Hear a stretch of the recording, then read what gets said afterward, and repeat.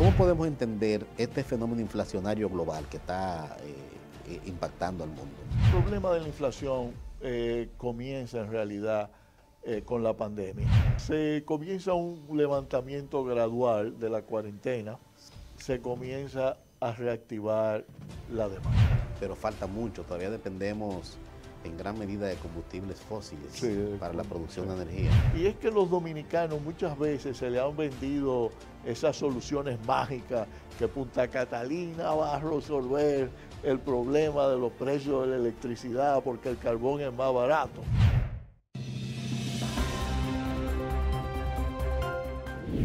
Bienvenidos todos a Don Dinero, una vez más, para continuar con una conversación muy interesante que a mí particularmente me apasiona por el personaje con el que vamos a hablar. Otra vez, señores, con nosotros Héctor Guiliani Curi. Esta vez, en este momento, vamos a abordar un tema que está preocupando al mundo, a todos los agentes económicos, que es la inflación.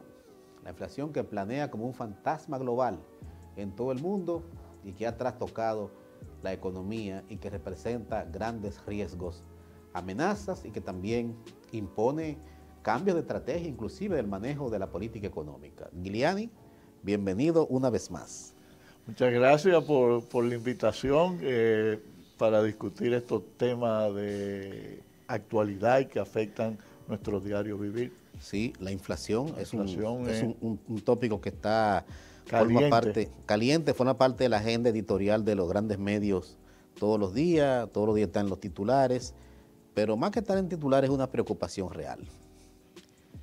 ¿Cómo podemos entender este fenómeno inflacionario global que está impactando al mundo? Mira, Víctor, como habíamos hablado anteriormente, nuestra conversación se enmarcó entre lo que llamamos equilibrio interno y equilibrio externo. Okay. Y habíamos dicho que el equilibrio interno es cuando una economía está creciendo a un ritmo cerca de su potencial y tiene baja inflación. Y habíamos dicho que la economía dominicana estaba como en el medio del equilibrio interno porque tenía una alta tasa de crecimiento, pero tenía un problema de inflación. Y habíamos hablado también de los factores que inciden sobre la estabilidad macroeconómica. Y en el caso específico, habíamos hablado de factores externos. Correcto. Y en esta discusión sobre la inflación vamos a enfocarnos en los factores externos que inciden sobre el crecimiento y también sobre la inflación, pero concentrándonos en la inflación. Habíamos dicho también que factores externos son aquellos que no están bajo el control de las autoridades, como la crisis de suministro, los precios del petróleo, etc. Ahora, mira, el problema de la inflación comienza en realidad con la pandemia, o al final casi de la pandemia, porque en el gráfico vamos a ver que la pandemia dio origen a la paralización completa de la producción. Okay, correcto. En los Estados Unidos, Unión Europea, en China, aquí mismo en la República Dominicana, se cerró la economía. Hubo despido de obreros y también se redujeron los embarques marítimos y terrestres a través de todo el mundo prácticamente. Ahora, ¿qué ocurre durante la pandemia, Víctor? Que es algo que no se ha mencionado mucho. El mundo occidental tenía una tremenda necesidad de equipos de mascarillas, de equipos para protegerse de equipos de bioseguridad. Sí, de bioseguridad. Y básicamente las fábricas estaban concentradas ahí en China, porque podía producirlo a precios mucho más bajos que cualquier otra parte en el mundo. Y China, durante la pandemia, comienza a embarcar todos estos equipos aún a países con los cuales no tenía comercio. Sí. ¿Y en qué se llevan esos equipos? Se llevan en contenedor y se descargan en los puertos. Pero esos barcos regresaban vacíos. Y los contenedores aquí, en los distintos lugares. Que correcto. A los que lo habían llevado. Por eso que viene entonces la escasez de contenedores para el transporte posterior a la pandemia. Exactamente. Entonces, ¿qué ocurre? Se comienza un levantamiento gradual de la cuarentena alrededor de gran parte del mundo occidental y también la misma China. Y se comienza a reactivar la demanda. Como podemos ver en este segundo gráfico que tenemos aquí, hay un aumento de la demanda con la apertura gradual de las economías occidentales y de todo el mundo. Y ahora, ¿por qué hay un aumento en el gasto? Porque todo el mundo durante la pandemia, los que recibieron ayuda gubernamental, como aquellos que siguieron en su casa recibiendo un sueldo o algún tipo de compensación, al terminar la pandemia comenzaron a gastar. Durante la pandemia entonces se hicieron de un colchón de liquidez. De un colchón de liquidez. Que no tenían en qué gastarlo porque estaba cerrado. Lo único que hacían era comer alimentos. Entonces cuando abre, que lo encuentra posicionado con dinero en la mano, salen a gastar. Exactamente. Y al mismo tiempo se dan los programas de estímulo, principalmente en los Estados Unidos, Europa y aquí en la República Dominicana. Que se aumentó las remesas. Sí, el gobierno dominicano también, el anterior, tuvo un fuerte programa de estímulo y de ayuda a los grupos vulnerables. Quédate en casa, para ti, todos esos programas. Todos esos programas. Y no son estímulos tradicionales en el sentido de que el gobierno va y gasta en bienes y servicios o en construcción de una carretera, sino son transferencias a personas que deciden o no gastarlo. Y muchas de esas personas simplemente usaron lo necesario para comer y lo otro lo ahorraron. ¿Qué ocurre? Ese aumento de la demanda entonces comienza a requerir de bienes producidos en China y en otras partes del mundo, pero entonces los contenedores se encuentran varados en África, en América Latina, y no hay con qué transportarlo. Un tema son los contenedores y también los barcos en sí, porque entonces también una escasez de barcos. Entonces, ¿qué pasa? ¿No? Cuando pueden los barcos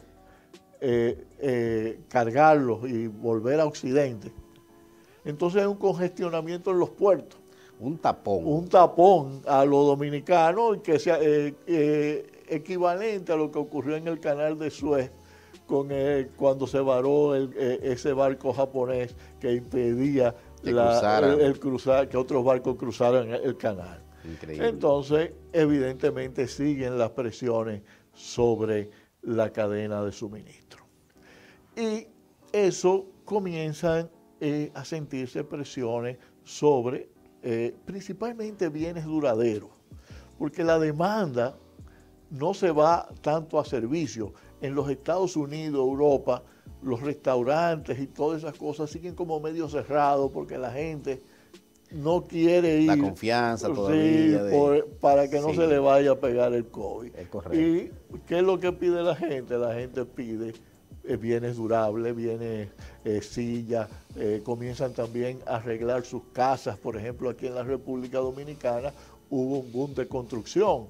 Y a comprar equipos también equipos de ejercicio, de gimnasio para la casa. Porque nadie quería ir tampoco a los gimnasios. Exactamente, todo, de todo se comenzó, pero siempre eran bienes, no eran tantos servicios. Y lógicamente eso comenzó a poner presiones sobre los precios. Ahora, nosotros podemos ver también que los combustibles en la gráfica que presentamos aquí comienzan a aumentar al final, cuando se comienza a abrir las economías, la pandemia, y se agudiza con la crisis de Rusia. Pero hay que tener en cuenta que con la reactivación de la economía mundial, los países del OPEP, OPEC más, que son los países que tradicionales, miembros de la OPEC, más Rusia, mantuvieron sus cuotas de producción. Y ante la reactivación de la economía internacional, los precios comienzan a subir y se agravan con la guerra Rusia y Ucrania. Ahora lo mismo ocurre con los alimentos, Correcto. con las bebidas, con los comestibles. Ahora, hay algo que muchas veces no nos damos cuenta. El petróleo es un producto que incide sobre multiplicidad de productos. Es grande ese impacto. Por ejemplo, te voy a poner un ejemplo muy simple. El petróleo se usa para el expande, que son para esos vestidos elásticos, vestimentas elásticas, para el poliéster, para el nylon. Y lógicamente, al producirse un aumento en esos productos, el petróleo arrastra los precios de esos productos. Tú sabes que comienza a aumentar el precio del algodón. ¿Por qué? Porque la gente comienza a salir de esos productos que están subiendo en su primera etapa de precio a comprar algodón que está más barato. Esto es una clase de economía. Sí. Esta pandemia es una clase de economía en el sentido de que tú ves cómo los consumidores van sustituyendo de bienes más caros a bienes más baratos, pero en el proceso también causan un alza en esos productos. Por la demanda. Por la demanda. Lo mismo ocurre con el gas natural. El gas natural es un es un sustituto del carbón, en cierto sentido. ¿Y qué pasa? Los precios del gas natural comienzan a subir y muchos países donde la producción de energía eléctrica usando carbón había disminuido, comienzan a usar carbón y a usar más intensamente esas plantas para producir electricidad. Y eso también arrastra hacia arriba los precios del carbón. Y mira, yo creo que tiene una lección muy importante, aparte del tema de la inflación que tenemos aquí, que estamos tratando hoy, y es que los dominicanos muchas veces se le han vendido esas soluciones mágicas que Punta Catalina va a resolver el problema de los precios de la electricidad porque el carbón es más barato. Fíjate lo que pasa, el precio del carbón ha subido y también el poder calorífico del carbón es menor, lo cual producir 1 kilovatio hora de electricidad se va encareciendo aún más. Wow. Y eso nos debe enseñar a nosotros que no nos debemos llevar tanto, querido público, de esos mensajes mesiánicos de que Punta Catalina va a resolver los problemas de los dominicanos. No, no es así.